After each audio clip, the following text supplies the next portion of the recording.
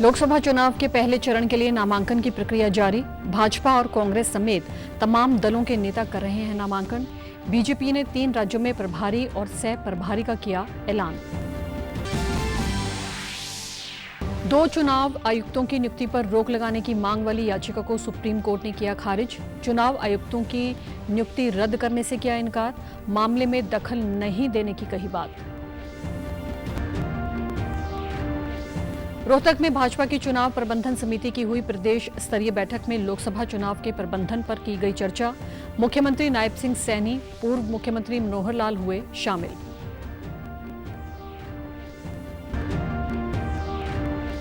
और पंचकुला में हरियाणा तालाब और अपशिष्ट जल प्रबंधन प्राधिकरण द्वारा विश्व जल दिवस के उपलक्ष्य में जल सुरक्षित हरियाणा के रास्ते विषय पर 1 दिवसीय सेमिनार का किया गया आयोजन।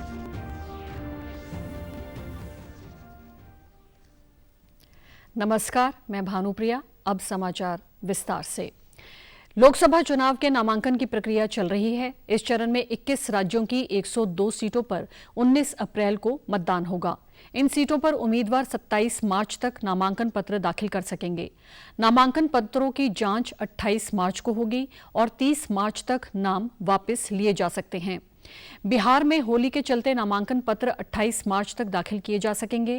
पहले चरण में सबसे ज्यादा तमिलनाडु की 39 सीटों पर चुनाव होगा। इसके साथ ही राजस्थान के 12, उत्तर प्रदेश के 8 और मध्य प्रदेश के 6, असम, उत्तराखंड और महाराष्ट्र के 5-5, बिहार के 4, पश्चिम बंगाल के 3, अरुणाचल प्रदेश, मणिपुर और मेघालय की 2-2, मिजोरम, नागालैंड, अंडमान निकोबार, जम्मू कश्मीर, लक्षद्वीप, पुडुचेरी, सिक्किम, छत्तीसगढ़ और त्रिपुरा की 1-1 सीट पर मतदान होगा।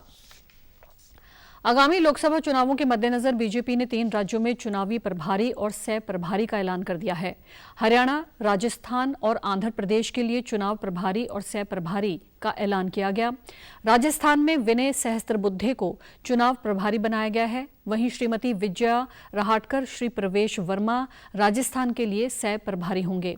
उधर हरियाणा के लिए डॉक्टर सतीश पुनिया चुनावी प्रभारी और सुरेंद्र सिंह नागर सह प्रभारी होंगे। आंध्र प्रदेश में अरुण सिंह को चुनाव प्रभारी और सिद्धार्थ नाथ सिंह सह प्रभारी बनाए गए हैं। ये नियुक्ति तत्काल प्रभाव से लागू हो गई है।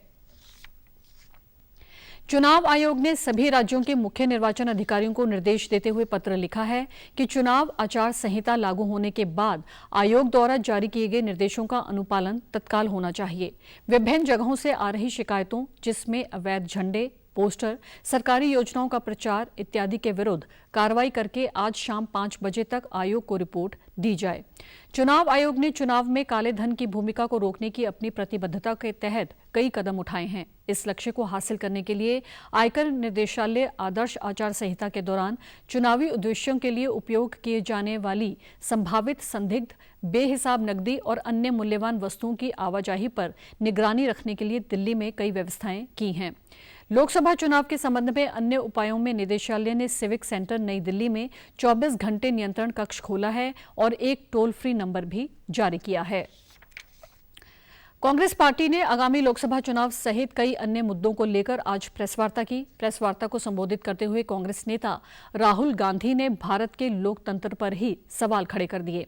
कांग्रेस ने कहा कि हिंदुस्तान में कोई लोकतंत्र नहीं है। जो लोग मानते हैं कि हिंदुस्तान दुनिया की सबसे बड़ी डेमोक्रेसी है, ये बिल्कुल झूठ है। राहुल गांधी ने भारत के तमाम एजेंसियों की विश्वसनीयता पर भी सवाल उठाए। उन्होंने कहा कि हिंदुस्तान इंस्टीट्यूशन को, लोकतंत्र को प्रोटेक्ट करना चाहिए। इंस्टीट्यूशंस हैं जो वो अपने आप को हिंदुस्तान के इंस्टीट्यूशंस मानते हैं, डेमोक्रेसी को प्रोटेक्ट करते हैं, लोकतंत्र को प्रोटेक्ट करते हैं, हिंदुस्तान के कोर्ट्स हो, हिंदुस्तान का इलेक्शन कमीशन हो, वो इसके बारे में कुछ करें। और ये कहना कि हिंदुस्तान दुनिया की सबसे बड़ी डेमोक्रेसी झूठ है। यहां कोई डेमोक्रेसी। सुप्रीम कोर्ट ने चुनाव आयुक्तों की नियुक्ति संबंधी कानून रोक लगाने की याचिका खारिज कर दी। न्यायमूर्ति संजीव खन्ना और न्यायमूर्ति दीपांकर दत्ता की पीठ ने 2 नए चुनाव आयुक्तों की नियुक्ति में दखल देने से भी इनकार कर दिया। सुनवाई के दौरान सुप्रीम कोर्ट ने कहा कि कानून पर रोक से अव्यवस्था और अनिश्चितता बढ़ेगी। अदालत ने यह भी कहा कि नवनियुक्त चुनाव आयुक्तों पर कोई आरोप नहीं है। केंद्र सरकार की तरफ से सॉलिसिटर जनरल तुषार मेहता ने दलील रखी कि चुनाव आयुक्तों की नियुक्ति की प्रक्रिया फरवरी में कानून बनने के फौरन बाद शुरू हो गई थी। याचिकाकर्ताओं ने चुनाव आयोग की नियुक्ति से जुड़े नए कानून को चुनौती दी है, जिसके तहत प्रधानमंत्री, केंद्रीय और लोकसभा में विपक्षीय नेता पर आधारित 3 सदस्यीय पैनल चुनाव आयुक्त की नियुक्ति करता है। आपको ये भी बता दें कि अनूप चंद्र पांडे के 14 फरवरी को सेवानिवृत्त होने और 8 मार्च को अरुण गोयल के अचानक इस्तीफे के बाद निर्वाचन आयोग के 2 आयुक्तों के पद खाली हो गए थे। इन दोनों पदों पर नए कानून के अनुसार गठित पैनल ने भारतीय प्रशासनिक सेवा के पूर्व अधिकारियों ज्ञानेश कुमार और सुखबीर संधू की नियुक्ति की है। हरियाणा में स्वतंत्र, निष्पक्ष और शांतिपूर्ण ढंग से लोकसभा चुनाव 2024 संपन्न करवाने के लिए हरियाणा पुलिस द्वारा पंचकुला स्थित पुलिस मुख्यालय में इलेक्शन सेल स्थापित किया गया है। इस सेल के माध्यम से प्रदेश में आदर्श आचार संहिता की पालना सुनिश्चित करवाई जाएगी, ताकि लोग भयमुक्त होकर निष्पक्ष ढंग से अपने मताधिकार का प्रयोग कर सकें। पुलिस महानिदेशक शत्रुजीत कपूर ने बताया कि इलेक्शन सेल द्वारा प्रदेश में कानून व्यवस्था सुचारू रखने के साथ साथ चुनाव संबंधी कई अन्य महत्वपूर्ण गतिविधियों पर निगरानी रखी जाएगी। सेल के सुपरविजन के लिए स्टेट नोडल ऑफिसर के रूप में अतिरिक्त पुलिस महानिदेशक कानून एवं व्यवस्था के लिए संजय कुमार को तैनात किया गया है, जबकि नोडल अधिकारी डीएसपी कानून एवं व्यवस्था ममता सौदा को लगाया गया है। इसके अलावा प्रदेश के सभी जिलों में डीएसपी तथा एएसपी स्तर के अधिकारियों को नोडल अधिकारी के रूप में नियुक्त किया गया है, जो पुलिस मुख्यालय में स्थापित किए गए इलेक्शन सेल में निर्धारित बिंदुओं के बारे में रोजाना अपने जिलों की रिपोर्ट भेजेंगे। उन्होंने आमजन से अपील करते हुए कहा कि वे स्वतंत्र, निष्पक्ष तथा शांतिपूर्ण ढंग से चुनाव संपन्न करवाने में हरियाणा पुलिस का सहयोग करें और अपने मताधिकार का प्रयोग अवश्य करें। उन्होंने कहा कि लोग बिना डरे और बिना किसी प्रलोभन के अपने मताधिकार का इस्तेमाल करें। कुरुक्षेत्र की अतिरिक्त उपायुक्त डॉक्टर वैशाली शर्मा ने लोकसभा आम चुनाव को लेकर एक प्रेस वार्ता की। इस दौरान उन्होंने कहा कि लोकसभा आम चुनाव को निष्पक्ष और शांतिपूर्ण ढंग से संपन्न करवाने के लिए प्रशासन की तरफ से 24 फ्लाइंग स्क्वाड टीम और 24 स्टैटिक सर्विलांस टीमों का गठन किया गया है। इन टीमों के सहित 24 जोनल मजिस्ट्रेट, 67 सेक्टर अधिकारी, 4 video surveillance team, election expenditure monitoring team, video viewing team, MC team का गठन किया गया है। एडीसी ने कहा कि लोकसभा चुनावों के दौरान कुरुक्षेत्र के प्रत्येक विधानसभा क्षेत्र में एक मॉडल पोलिंग स्टेशन बनाया जाएगा। उन्होंने बताया कि कुरुक्षेत्र में 80 वर्ष से ज्यादा आयु वर्ग के 20,000 से अधिक मतदाता हैं, जबकि 100 वर्ष से ज्यादा आयु वर्ग के 635 मतदाता हैं। चुनावों से शिकायत टोल फ्री नंबर 1950 पर दर्ज करवाई जा सकती है, जिसके लिए कंट्रोल रूम स्थापित कर दिया गया है। इसके अलावा सी विजिल ऐप पर ऑनलाइन शिकायत दर्ज करवा सकते हैं और सक्षम ऐप पर 85 वर्ष से ज्यादा आयु वर्ग या पीडब्ल्यूडी मतदाता मदद के लिए आवेदन कर सकते हैं। हमारा तैयारियां जो रही हैं उनके बारे में ब्रीफ किया गया है और उनके जो भी सुझाव थे उनको भी सुना गया है और उनके सुझाव पर भी कार्रवाई शुरू की जाएगी। और हमारी ऐसी आशा है कि जो प्रेस के रिप्रेजेंटेटिव्स हैं, जो हमारे जर्नलिस्ट हैं, उनके सहयोग से और जिला प्रशासन के अधिकारी ये चुनाव को काफ़ी अच्छे निष्पक्ष वातावरण में और शांतिपूर्ण वातावरण में संपन्न करवाएंगे। आपको लेकर इस तरह की तैयारियां की जाती हैं कि फ्लाइंग स्क्वाड टीम्स बनाई जाती हैं, वीडियो सर्विलांस की टीम्स बनाई जाती हैं, कुछ स्टैटिक टीम्स बनाई जाती हैं, सेक्टर मजिस्ट्रेट्स लगाए जाते हैं, जोनल मजिस्ट्रेट्स लगाए जाते हैं। वो सारी तैयारियां पूरी कर ली गई। होर्डिंग उतारने की कार्रवाई 24 घंटे के अंदर ही शुरू कर दी गई थी और काफ़ी हद तक संपन्न करा दी, लेकिन अगर कहीं पर कुछ रह भी गया है तो वो भी तुरंत करवा दिया जाए। 40 बूथ बनाए गए हैं, 810 बूथ बनाए गए हैं, जिसमें कि रूरल एरिया में 201 हैं और अर्बन में 600। हिसार के उपायुक्त एवं जिला निर्वाचन अधिकारी प्रदीप दहिया ने कहा है कि चुनाव आचार संहिता का उल्लंघन करने वालों के खिलाफ जनप्रतिनिधि अधिनियम के तहत कार्रवाई अमल में लाई जाएगी। उन्होंने कहा कि लोकसभा 2024 के आम चुनाव की घोषणा के साथ ही आदर्श आचार संहिता प्रभावी हो चुकी है। चुनाव आयोग के दिशा निर्देश की अनुपालना सुनिश्चित करवाना जिला प्रशासन की पहली प्राथमिकता है। उन्होंने बताया कि सी विजिल ऐप के माध्यम से कोई भी नागरिक वीडियो व ऑडियो बनाकर आदर्श आचार संहिता के उल्लंघन के बारे में पोस्ट डाल सकता है। उपायुक्त ने कहा कि जिले में निष्पक्ष व पारदर्शी तरीके से चुनाव प्रक्रिया पूर्ण करवाई जाएगी। बनाए गए हैं वो इसलिए बनाए गए हैं जैसे इनोवेशन हो, कुछ काम इजी हो सके हमारा। जैसे डैशबोर्ड है, जैसे हम ये मॉनिटर करना चाहें कि हमारे कितने पोलिंग बूथ सेटअप हो चुके हैं। जैसे टीम्स चली जाती है दोपहर में ट्रेनिंग के बाद, उसके बाद हम मॉनिटर कर पाए कितने लोग पहुंच गए हैं वहां पर, लाइन में कितने लोग, कितने बजे तक कितने लोग हैं, ताकि लोग ये पता कर सके किस बूथ पे, उस बूथ पे, फला बूथ पे मैंने वोट डालने जाना है, कितने लोग वहां पर हैं। कोई ऐसी प्रिंटिंग प्रेस मिलती है जो अनऑथराइज वे में प्रिंटिंग कर रही है, वो एक्सपेंडिचर बुकिंग तो होगी उनकी कैंडिडेट की जिसकी होगी, लेकिन उस पर एक्शन भी लिया जाएगा। 144 सीआरपीसी, उसका अगर किसी ने वायलेशन किया तो 188 आईपीसी के तहत पब्लिक अथॉरिटी का डिसोबे किया ऑर्डर को तो वो फिर कार्रवाई की। पुलिस अधीक्षक मोहित हांडा ने सभी पुलिस अधिकारियों को निर्देश दिए कि वे थाना स्तर पर अधिकारियों एवं कर्मचारियों की बैठक लेकर आपराधिक पृष्ठभूमि के व्यक्तियों की पहचान कर निगरानी रखें। उन्होंने कहा कि प्रदेश के साथ लगते राज्यों की सीमाओं पर खासी निगरानी रखी जाएगी। लाइसेंस वाले सभी हथियार जमा किए जाएंगे। आपराधिक रिकॉर्ड रखने वाले व्यक्तियों पर कड़ी नजर रखी जाएगी। कोई भी मूवमेंट जैसे लिकर की मूवमेंट, कोई कैश जो है, जो अनअकाउंटेड कैश है उसकी मूवमेंट, कॉन्ट्राबैंड की, इलीगल वेपन्स की, इन सब पे विशेष तौर पे निगरानी रहेगी। और एक जैसे विशेष तौर पे आपने बात बताई वेपन्स के, जो लाइसेंस वेपन है, जो लाइसेंस शुदा वेपन है, उन सब में स्टैंडर्ड गाइडलाइंस यही है कि वो सारे जो वेपन्स हैं वो जमा होंगे या वो अपने नजदीकी पुलिस स्टेशन में या जो लाइसेंस्ड गन हाउसेज हैं वहां पे वो जमा करवाएंगे। वो क्रिमिनल एलिमेंट्स बाहर आए हुए हैं या उन पे मुकदमे चल रहे हैं या वो किसी कारण से बेल पे हैं तो उन पे विशेष निगरानी रखी जाएगी। जो हिस्ट्री शीटर्स हैं उनकी भी लिस्ट जो है वो संबंधित SHOs को कहा गया है कि उन पे निगरानी रखी जाए। लोकसभा आम चुनाव 2024 के दृष्टिगत अंबाला जिला प्रशासन द्वारा चुनाव को निष्पक्ष एवं पारदर्शी तरीके से करवाने के लिए सभी पुख्ता प्रबंध किए जा रहे हैं। जिला निर्वाचन अधिकारी एवं उपायुक्त डॉक्टर शालीन ने प्रेस वार्ता के दौरान बताया कि चुनाव आयोग की हिदायतों के अनुसार जिला में आदर्श आचार संहिता की अनुपालना के तहत सभी सरकारी कार्यालयों, अर्ध सरकारी भवन पर प्रचार सामग्री चस्पा थी, उसे हटवाने का कार्य शुरू कर दिया गया है। अब तक 10,000 पोस्टर, अन्य प्रचार सामग्री को हटवा दिया गया है। ये प्रक्रिया आगे भी जारी रहेगी और प्रतिदिन संबंधित विभागों द्वारा जो कार्रवाई की जा रही है उसकी रिपोर्ट भी ली जा रही है। ये सारी रिपोर्ट कंपाइल करके मुख्य निर्वाचन कार्यालय को भेजी जाएगी।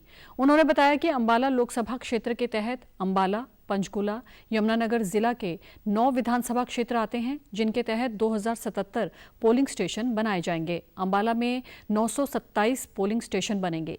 सभी पोलिंग स्टेशनों पर मतदाताओं को मूलभूत सुविधाएं उपलब्ध करवाई जाएंगी। अंबाला जिले में 8.5 लाख से ज्यादा मतदाता हैं। 77, जिसमें से 45% पोलिंग स्टेशंस यानी कि 927 पोलिंग स्टेशंस अकेले अंबाला डिस्ट्रिक्ट में आएंगे। तो अभी सभी पोलिंग स्टेशंस के ऊपर हमने चेक करवा लिया है और आगे भी लगातार इसमें प्रोसेस रहेगी कि सभी पोलिंग स्टेशन पर एश्योर्ड मिनिमम फैसिलिटीज़ का प्रबंध रहे, जिसमें रैंप की सुविधा, पीने के पानी की सुविधा, इलेक्ट्रिसिटी सप्लाई और किसी भी उसको वोटिंग कराए जाने के लिए जो बेसिक इंफ्रास्ट्रक्चर वहाँ पर जरूर मौजूद रहे। पंचकुला, अंबाला और यमुनानगर में टोटल मिलाकर के 19.5 लाख वोट बनती हैं। This is the registered voters. 74 voters इसमें थर्ड जेंडर के हैं, 9.25 लाख फीमेल वोटर्स हैं और 10.5 लाख मेल वोटर्स बनते हैं। अगर खाली अंबाला डिस्ट्रिक्ट की बात करते हैं तो 19.5 लाख में से लगभग 8.5 लाख वोट्स आपके अकेले अंबाला डिस्ट्रिक्ट के बैठते हैं। भाजपा की चुनाव प्रबंधन समिति की प्रदेश स्तरीय बैठक कल रोहतक में पार्टी के नए प्रदेश कार्यालय कमल मंगल में हुई। इस दौरान लोकसभा चुनाव के प्रबंधन के बारे में विस्तार से चर्चा की गई। बैठक में मुख्यमंत्री नायब सिंह सैनी, पूर्व मुख्यमंत्री मनोहर लाल, राज्यसभा सदस्य सुभाष बराला, प्रदेश संगठन महामंत्री फणींद्र नाथ शर्मा और प्रदेश सह प्रभारी सुरेंद्र नागर शामिल हुए। बाद में प्रेस वार्ता में मुख्यमंत्री ने बताया कि चुनाव प्रबंधन समिति की बैठक में प्रदेश की सभी 10 लोकसभा सीटों को जीतने पर विचार किया गया।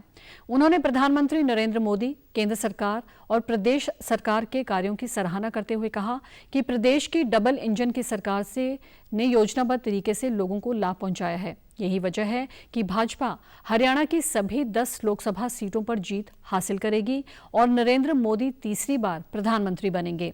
उन्होंने कहा कि जल्द ही प्रदेश की बाकी 4 लोकसभा सीटों के लिए प्रत्याशियों की घोषणा कर दी जाएगी, जबकि भाजपा के नए प्रदेशाध्यक्ष का नाम केंद्रीय नेतृत्व को तय करना है।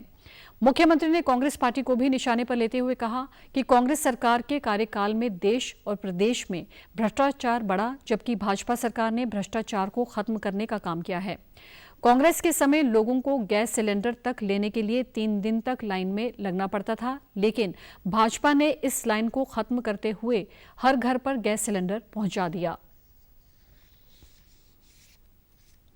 प्रकार का एक वातावरण नरेंद्र मोदी जी की सरकार में और इस डबल इंजन की सरकार के अंदर वो बना है और लोगों के एक योजनाबद्ध तरीके से उन तक लाभ पहुंचाया है। कांग्रेस का जो भ्रष्टाचार है, कांग्रेस का जो कार्यकाल रहा है, अगर मैं एक छोटी बात करूं, क्योंकि लोग भूलते नहीं हैं बातों को, कांग्रेस के समय के अंदर एक गैस का सिलेंडर लेने के लिए 3 दिन लाइन में लगना पड़ता था।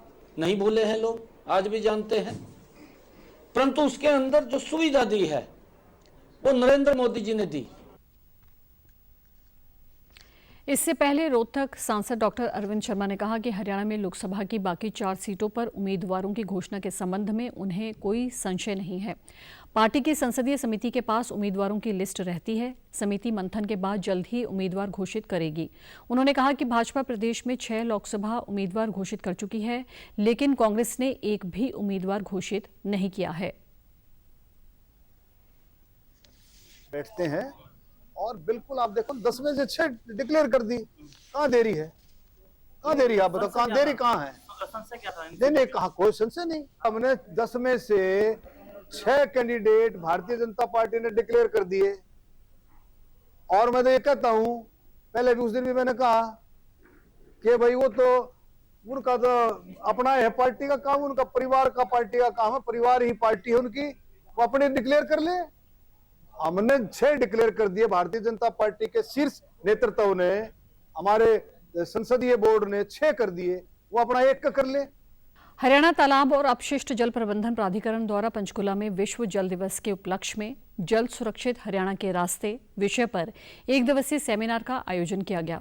इस कार्यक्रम में सीएम के सलाहकार बीबीयू भारती, प्राधिकरण के अध्यक्ष पी राघवेंद्र राव व कार्यकारी उपाध्यक्ष प्रभाकर कुमार वर्मा, हरियाणा जल संसाधन प्राधिकरण की अध्यक्ष केशनी आनंद अरोड़ा ने शिरकत की। इस दौरान सभी ने जल संरक्षण पर अपने विचार रखे। तालाब प्राधिकरण के कार्यकारी उपाध्यक्ष प्रभाकर कुमार वर्मा ने बताया कि विश्व जल दिवस का इस वर्ष का theme leveraging water for piece है। पानी की कमी को पूरा करने के लिए हरियाणा तालाब प्राधिकरण सभी विभागों के साथ मिलकर प्रदेश में जल संरक्षण, भूजल का स्तर ऊंचा उठाने के लिए कार्य कर रहा है।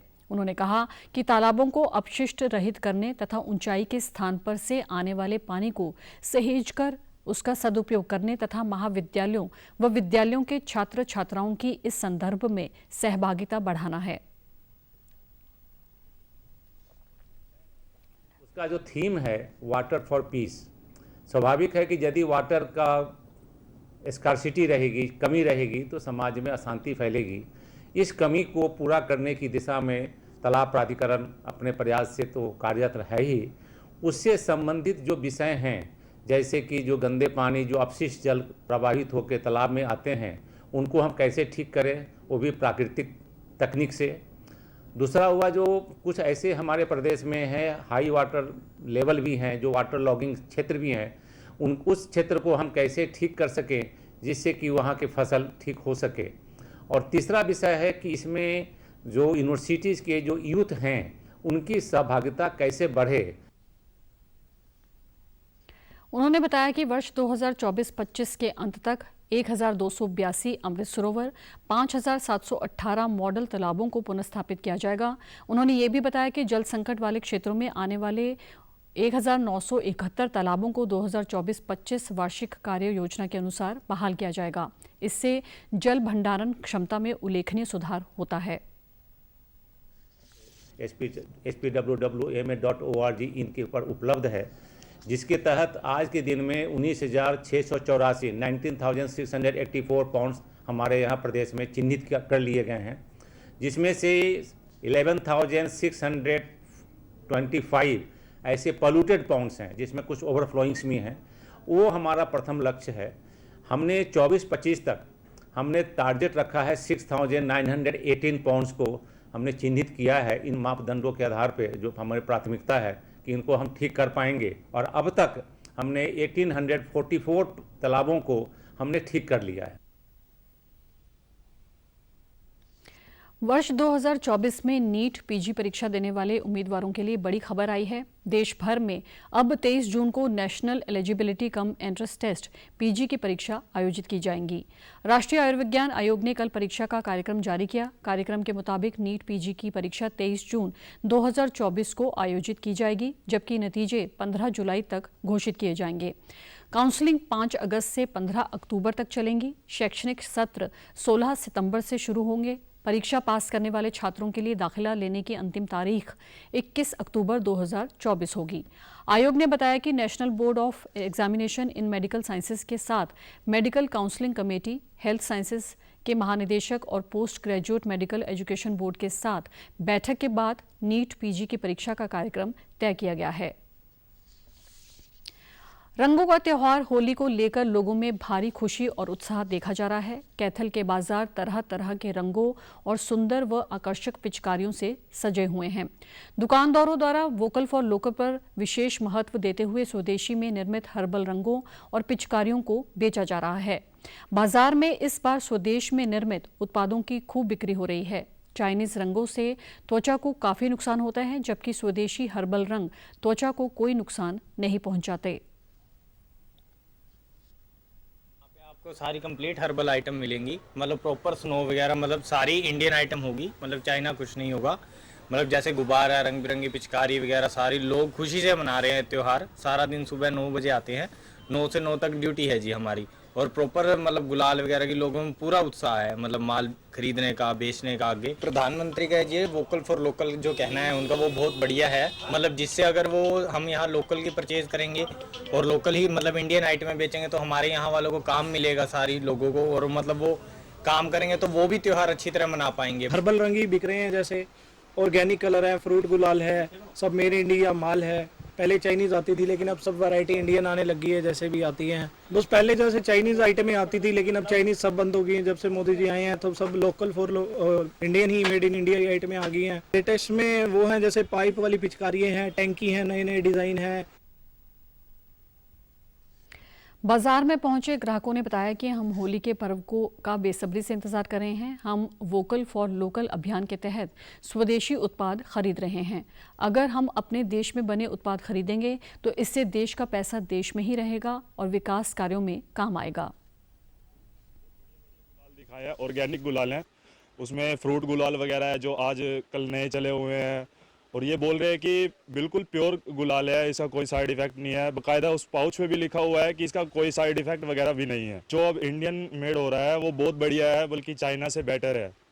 हमने जैसे बचपन में अपना यूज़ किया था, उसमें साइड इफेक्ट सुनाई दिए थे। उससे क्या होता था कि हमें भाई मत ही खेलो इससे। इसकी बार बाजार में इंडिया के ही सामान है, इंडिया की ही पिचकारियाँ हैं और बहुत अच्छे ऑर्गेनिक रंग आए हुए हैं, और ना कोई चाइनीज़ आइटम है जी, ना कोई चाइनीज़ रंग है। और हमारी सभी साथियों से, सभी शहरवासियों को अपील है, इस पावन त्यौहार को बड़ी हंसी से, खुशी से मनाएं और अपनी प्रशासन का भी ध्यान रखें और कोई हुल्लड़बाजी ना करें, बड़े प्रेम से मनाएं। अभी मार्केट में छात्रावास रोड पे 3-4 दुकानों पे बैठ के आया हूँ। उन सब के पास बहुत ही अच्छे रंग हैं, बिना रेते के रंग हैं, ऑर्गेनिक रंग हैं और अपने इंडिया के ही बने हुए हैं। पर बाजार के अंदर ऑर्गेनिक रंग है और कोई भी केमिकल वाला रंग नहीं है, मेड इन इंडिया ही है सारा कुछ। और वैसे भी अच्छा त्यौहार है, उसको फूलों से या ऑर्गेनिक ही बनाना चाहिए, केमिकल वाले रंग वगैरह नहीं यूज़ करने। इस बार बहुत खुशी हुई कि मेड इन इंडिया ही सारा माल है, ये कोई भी चाइनीज़ माल दिखा नहीं बाजार में आपको। होली पर यात्रियों को उनके घर तक सुरक्षित पहुंचाने के लिए रेलवे ने एक बार फिर पहल की है। भारतीय रेल की ओर से होली के इस त्योहारी सीजन में रेल यात्रियों की सुविधा और यात्रियों की अतिरिक्त भीड़ को व्यवस्थित रखने के लिए 540 ट्रेन सेवाएं संचालित की जा रही हैं। इन ट्रेनों द्वारा चंडीगढ़ से गोरखपुर व कटिहार, दिल्ली पटना, दिल्ली भागलपुर, दिल्ली मुजफ्फरपुर, दिल्ली सहरसा, गोरखपुर मुंबई, कोलकाता पुरी, गुवाहाटी रांची, नई दिल्ली श्री माता वैष्णो देवी कटरा, जयपुर बांद्रा टर्मिनस, पुणे दानापुर, दुर्ग पटना, बरौनी सूरत आदि जैसे रेलवे मार्गों पर देश भर के प्रमुख गंतव्यों को जोड़ने की योजना बनाई गई है। मंत्रालय ने कहा है कि अनारक्षित डिब्बों में यात्रियों के व्यवस्थित प्रवेश के लिए रेलवे सुरक्षा बल कर्मचारियों की देखरेख में टर्मिनल स्टेशनों पर कतार बनाकर भीड़ को नियंत्रित करने के उपाय सुनिश्चित किए जा रहे हैं। यात्रियों की सुरक्षा सुनिश्चित करने के लिए प्रमुख स्टेशनों पर अतिरिक्त आरपीएफ जवानों को तैनात किया गया है। ट्रेनों को सुचारू संचालन सुनिश्चित करने के लिए प्रमुख स्टेशनों पर अधिकारियों को आपातकालीन ड्यूटी पर तैनात किया गया है। ट्रेन सेवा में किसी भी व्यवधान को प्राथमिकता के आधार पर दूर करने के लिए विभिन्न अनुभागों में कर्मचारियों को तैनात किया गया है। ट्रेनों के आगमन व प्रस्थान की प्लेटफॉर्म नंबरों के साथ लगातार और समय पर घोषणा करने के उपाय किए गए हैं। चालू वित्त वर्ष में 17 मार्च तक शुद्ध प्रत्यक्ष कर संग्रह 19.88% बढ़ा है। ये बढ़कर 18.90 लाख करोड़ रुपए से ज्यादा हो गया है। आयकर विभाग के निकाय केंद्रीय प्रत्यक्ष कर बोर्ड ने एक बयान में कहा है कि 17 मार्च तक कुल प्रत्यक्ष कर संग्रह 18,90,259 करोड़ रुपए रहा। इसमें 9,14,469 करोड़ रुपए कॉर्पोरेट टैक्स और व्यक्तिगत आयकर के अलावा 9,72,224 करोड़ रुपए का सिक्योरिटी ट्रांजैक्शन टैक्स भी शामिल है। इसके साथ ही चालू वित्त वर्ष में 17 मार्च तक करीब 3.37 लाख करोड़ रुपए का रिफंड भी जारी किया जा चुका है। सकल आधार पर रिफंड समायोजन से पहले कुल प्रत्यक्ष कर संग्रह 22.27 लाख करोड़ रुपए का था। ये एक साल पहले की समान अवधि के मुकाबले 18.74% अधिक है। अर्थव्यवस्था की स्थिति पर अपनी मासिक रिपोर्ट जारी करते हुए आरबीआई ने कहा है कि वर्ष 2021 से वर्ष 2024 के दौरान देश की औसत आर्थिक विकास दर 8% से ज्यादा रही है और अर्थव्यवस्था के जो तथ्य मौजूद हैं उससे संकेत मिलता है कि इसे बनाए रखा जा सकता है। इसके आधार पर तेज विकास की नींव भी तैयार की जा सकती है। वर्ष 2023-24 की पहली 3 तिमाहियों में जीडीपी की विकास दर 8.2%, 8.1% और 8.4% रहने का आंकड़ा सरकार ने दिया है।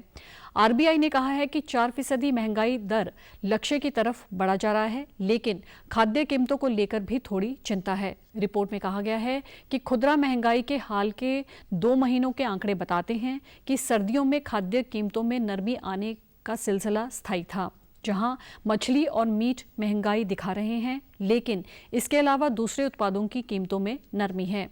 रिपोर्ट के अनुसार चालू खाते में घाटे का कम होना, विदेशी मुद्रा भंडार में लगातार बढ़ोतरी और लगातार तीसरे वर्ष राजकोषीय घाटे का लक्ष्य के मुताबिक रहना विकास दर की तेजी को बनाए रखने में मदद करेगा।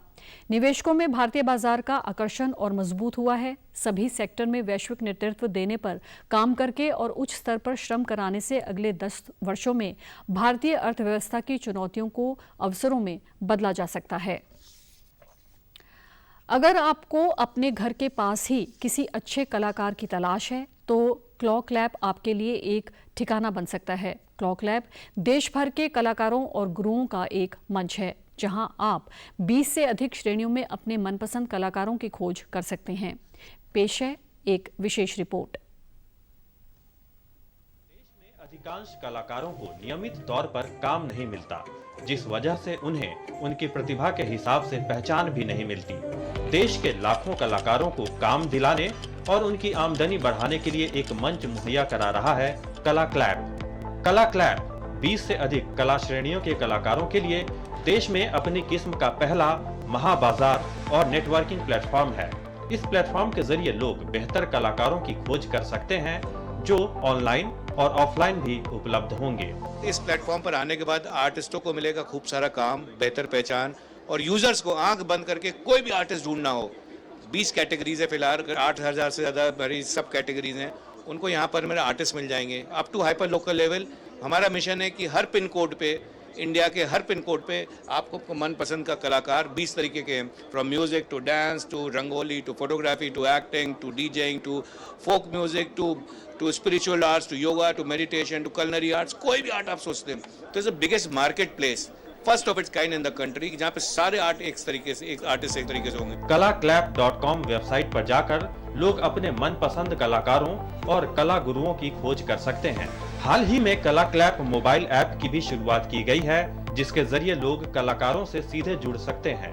गली मोहल्ले में जो गांव में जो आर्टिस्ट हैं, जो समाचारों में आज इतना ही। नमस्कार।